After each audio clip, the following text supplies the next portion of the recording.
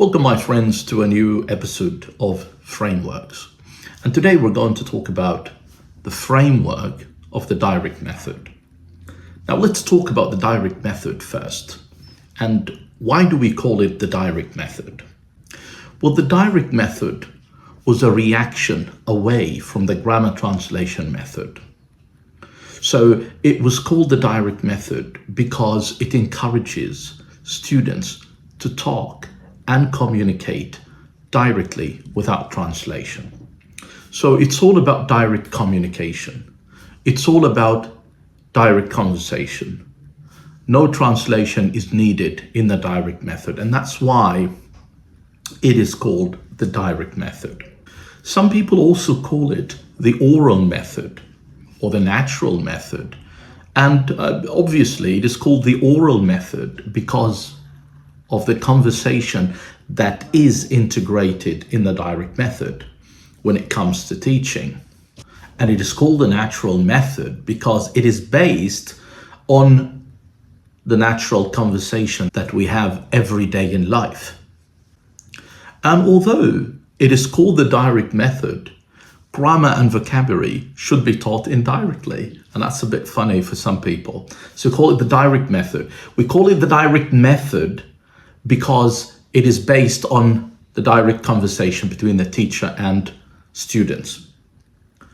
But grammar and vocabulary should be taught inductively or indirectly in the direct method. So there is no direct explanation of grammar. There is no direct clarification of vocabulary. Now, the direct method became popular in the late 19th and early 20th centuries. The first character that made the direct method very popular was Maximilian Berlitz. And Maximilian Berlitz insisted on the use of natural vocabulary, the vocabulary that is used in everyday's conversation. He also stressed on the practical communication skills in English language. Now, after Maximilian Berlitz was Charles Berlitz in the late 19th century. Now, Charles Berlitz encouraged the idea of immersion, that you have to live in an environment where English language is used. You have to listen to a lot of English. So he was actually into immersion. He also stressed on the importance of oral communication and the refusal of translation, like no more translation, we don't need it. Or what we need is oral communication. That was Charles Berlitz. Now, after Charles Berlitz came Francois Gwyn, and this was also in the late 19th century. Now, Gwyn focused on the natural order of language acquisition, and he wanted learning English to happen the same way because he said that children learn languages in a meaningful context, and he wanted this to be the case in English language teaching. Now, when the 20th century came, the direct method became spread in so many language centers and also so many immersion schools. Now, here comes the important question. Now, how can we implement the direct method in our classrooms now? Now, my friend, the first stage in the direct method is called text and vocabulary. Now, someone might say, Shadi, why is it called text and vocabulary? It is called text and vocabulary, my friend, because remember what Francois said before. Francois talked about, first language acquisition. He said that children learn in a meaningful context. So this is actually the rationale behind this stage. We need to introduce language to students in a kind of a meaningful context. So you have a text, okay? And usually this text comes with a picture. So when you start teaching in the text and vocabulary stage, you have a text and you have a picture. So you put the picture on the board or you display it using a data show projector, whatever. And then you start reading the text with your students and asking also your students to read the text aloud, and the picture will help you clarify the vocabulary while your students are reading. Someone might say, Shadi, what if some of the vocabulary in the passage is difficult? Well, you're going to clarify it, but you're going to clarify it inductively, in an indirect way, like asking maybe concept checking questions, and eliciting from your students and the like. So the first stage is text and vocabulary. And again, the reason behind this stage is to introduce language in a meaningful context and to clarify the vocabulary that might be difficult. Now let's take an example from a book published according to the Direct Method. Now the name of the book is Direct Method English Course, and that's book 1. And the writer is E.V. Gatenby. Okay, now let's read the text on the screen together and look at the picture. As we see, we've got a picture of a glass, and next to the glass there is a boy drawing a glass on a piece of paper. Now let's read the text together. I'm writing in my notebook with a pen. The teacher is writing on the board with a marker. That boy is drawing a glass on a piece of paper. He's not writing, he's drawing. I'm counting the letters in the word glass. That boy is making the figures 6, 7, 8, and 9. The girl is cleaning the board with a rubber. Okay, lovely. So that is the text. And as you see, the text carries a lot of examples of the present continuous, which means that this is going to be the focus of the teacher in the following stage, which is the most important stage in the direct method. And why do I call it the most important stage? Because it is the stage when teaching happens.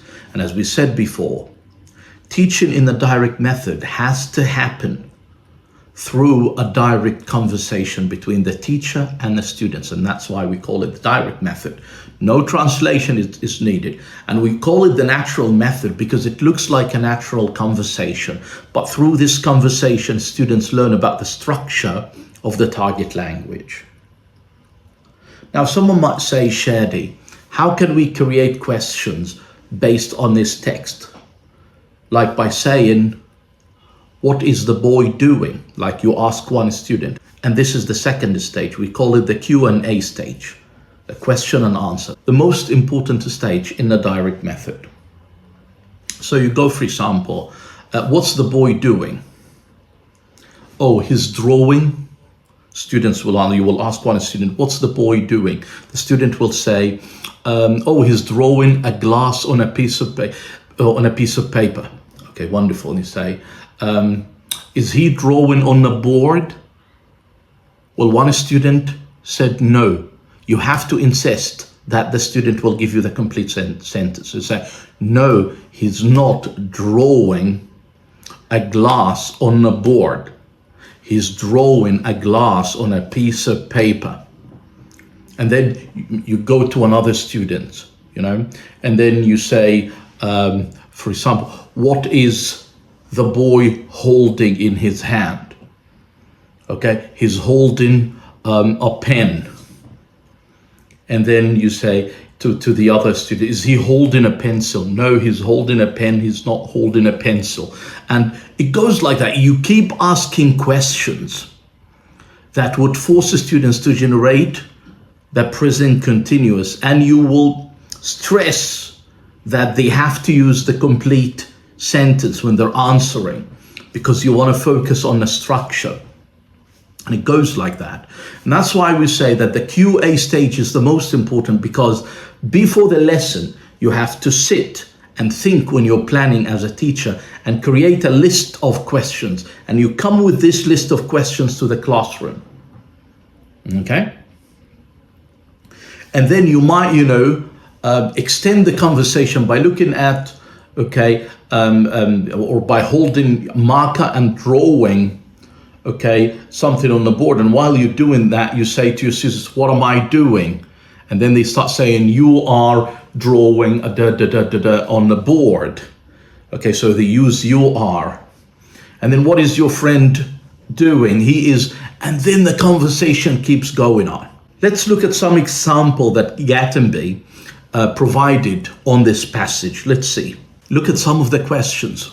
Are you writing with a pen or a pencil? Okay. Aren't you writing with a marker? What are you doing? What is she doing? Isn't she writing? What is he doing? Isn't he drawing? What am I doing? And it goes like that. So the first stage is text and vocabulary. The second stage is Q&A. Now, let me give you another example about these two stages, because these are the most important stages, okay? The text and vocabulary followed by the Q&A. And then after that, we'll go through the other stages that you can follow in your class. But the reason why I'm giving more examples on the first stage and the second stage, because this is where the spirit of the direct method is. So more examples. Now imagine that it is your first day in class and you want to introduce classroom objects. So that could be your text. So let's read this text together first, before we talk about how you're going to run the text and vocabulary stage. So the text goes as follows. This is the floor. That is the ceiling. Point to the window. Point to the door. Look at the board. Look at the table. Touch a marker. Touch the rubber. Now, good. Now, if you're in class, now what you will do, introducing classroom objects using the direct method. So you're going to say, you're going to point using your gestures. So you're going to say, this is the floor. This is the ceiling. And you start pointing at things. Now, this is how you introduce the text and you use the classroom objects. So here you don't need a picture, okay? So you use your gestures, your physical gestures, and you also use the classroom objects, the realia you have, and you introduce that. Now here comes the direct method. It becomes very clear now in the following part, which is the Q&A. So the Q&A goes as, what is this? What is that? What is this? Oh. And then one student says the floor. No. You say no. Complete sentence. Oh, this is the floor. And what about this? This is the ceiling. And it goes like that. And you know, and you get students to ask each other, and you ask them again. Like, let's have a look at some of the questions that Gatenby provided for this simple text. Questions like, is this a chair or is it a desk? Is that the wall or is it the floor? It is the wall. Is this a marker or is it a pencil? It is a marker. What is this? The board or the door? It is the door. What is that? A pen or a pencil? And complete answers. And you ask so many questions. Now again, that's the Q&A. So stage number 1 is text and vocabulary. Stage number 2 is to turn that into Q&A. So imagine that you want to present past simple, and then you give your students, for example, a passage about someone called Mahmoud and how he spent his last weekend. And then you read the passage, you get your students to read parts of the passage loudly so that you listen to the pronunciation. And then you start asking them, okay, where did Mahmoud go last weekend? And then someone say, for example, to the zoo. Say, no, complete sentence. Say, he went to the zoo. Oh, lovely. Okay, did he enjoy there? And then you start asking them question. What about you? And then you start asking them a kind of personal question. What about you? Where did you go last weekend?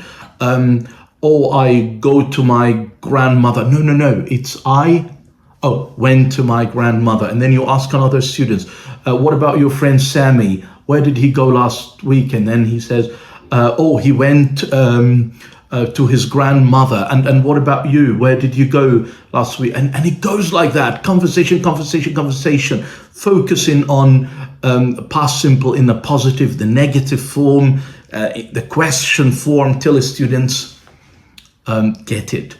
And again, this is what we call text and vocabulary, and then Q&A. Now, after that, we come to the third stage, which is dictation. And in the dictation stage, you will ask students to listen carefully while you are dictating some phrases and sentences. And of course, these sentences or phrases are related to the target language. So if it's the present continuous, you say, Jack is drawing a pen on a piece of paper. So you go one by. Jack is drawing. And the reason why you do that, because you want to introduce now the form, but you introduce it in dictation. So the beauty of that you're training up the listening to the target language, and at the same time, you're going to check and see the form. Are they able to produce the form correctly or not? So in the Q&A, you focus on also the meaning, and you focus on the structure in terms of conversation. But now students can look at the form when they're writing it. That's in the dictation stage. And you can dictate, you get them to check their answers together, and after that you give them feedback by showing them the sentences. They can correct themselves. Okay, lovely. Now, after the dictation stage, we come to the control practice stage. Now, the control practice stage is very important. Why? Because you can consolidate what you have done in the QA stage. Because we know that teaching in the direct method is indirect, funny enough. So teaching of grammar and vocabulary in the direct method is indirect. Someone will say again, so why do we call it the direct method? It's because you teach in a direct conversation, in a natural conversation. Then in the control practice, it is very important that you provide your students with activities, okay, that would check their understanding of the meaning of the target language, activities that would check their pronunciation, activities that would check their understanding of form. Like, for example, what I mean by activities, MCQs, like Jack, drawing, for example, a pen on a piece of paper. So they need to add is. You, then they need to add are. I, they need to add am. And then you might ask them, turn these into questions. So they turn them into question. Make those negative. So they make them negative. So it's kind of teaching grammar, but by questioning. So in a control practice, you make sure that the MPF is fine, meaning pronunciation form. You make sure that your target language is fine. And then you come to the freer practice. And this is when you get your students to practice the language in a freer way. Maybe, for example, if we're talking about present continuous, as we talked at the very beginning, then one thing you can do is that you give them cards with pictures, and then they test each other. What's the man doing? They ask each other, oh, he's riding a bike. So it depends. And of course, things can get more complicated if we're talking about higher levels. So my friends, the direct method, it has 5 main stages. Text and vocabulary, followed by Q&A, followed by dictation, followed by control practice, followed by freer practice. The most important stage is the Q&A stage. This is what makes the direct method stand out. This is what makes it different from other methods and other approaches. And how do you prepare for the Q&A? Stay at home, write all the questions you want to ask for your students, and make sure that these questions cover all sides and aspects of the structure that you want to handle in your session. So if you want only to teach, for example, the affirmative structures of your target language, then fair enough. But if you want to focus on the affirmative sentences and the negative sentences, then you have to include the negative sentences in your questions. So this Q&A part is so important, my friends. Right. So I hope you enjoyed this episode of Frameworks. Thank you so much, my friends. That was the direct method. Until we meet again, that's with Shadi Abu Yusuf. Bye-bye for now.